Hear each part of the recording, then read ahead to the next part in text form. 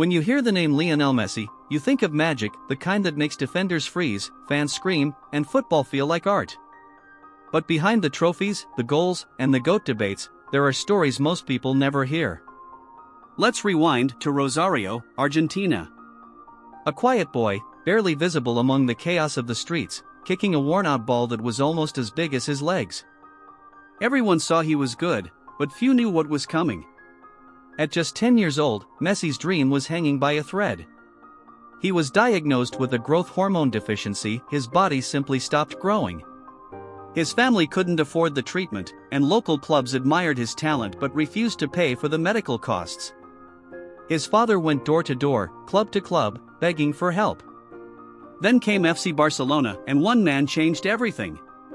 Carlos Rexach, a Barca director, was so impressed after seeing young Leo that he famously signed Messi's first contract on a napkin in a restaurant. That piece of tissue, with its quick scribble, became one of football's most legendary deals. But arriving in Spain wasn't easy. Messi was shy, barely spoke, and missed home terribly. He would call his mother every night, crying, asking when he could come back. The little Argentine wasn't the confident superstar we know now. He was lonely, quiet, and homesick. There's another story few people know. When Messi was still in the Barcelona youth team, he once scored 5 goals in a single game, and his coach told him to pass more.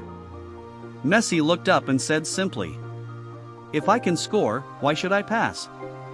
Not arrogance, just belief. Years later, when he became a global star, he never forgot those who helped him. In fact, during his early senior days, Messi refused to accept a big salary increase until his teammates' youth contracts were also improved. He knew what it felt like to struggle. Another little-known fact, Messi almost played for Spain. At 16, the Spanish Federation offered him citizenship and a place in their national setup. But Messi said no. He chose Argentina even though, at the time, Argentina hadn't shown much interest in him. He said, "I'll never betray where I was born." That decision shaped football history. Then came 2016, the lowest moment of his career. After losing 3 finals with Argentina, Messi broke down. In tears, he announced his international retirement.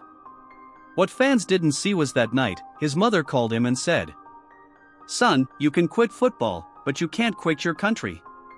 A few months later, he returned, and 6 years after that heartbreak, in 2022, he lifted the World Cup. The boy who once cried on the phone from Barcelona was now carrying a nation on his shoulders. And yet, despite it all, the Ballon d'Ors, the records, the billions watching, Messi has never changed much.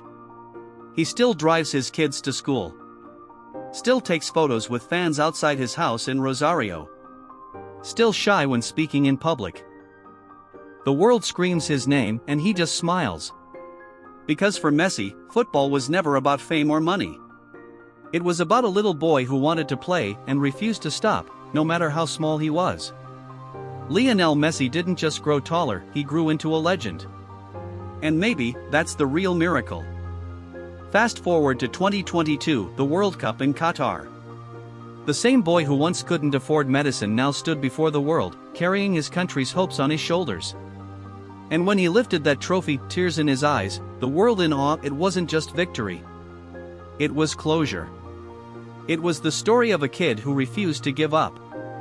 Even today, Messi remains the same person he was in Rosario. He drives his kids to school. He takes pictures with fans. He spends time quietly at home. He doesn't chase fame, fame chases him. He once said, "It took me 17 years and 114 days to become an overnight success." Because Lionel Messi didn't just score goals, he showed us what happens when talent meets humility, and when dreams survive every obstacle.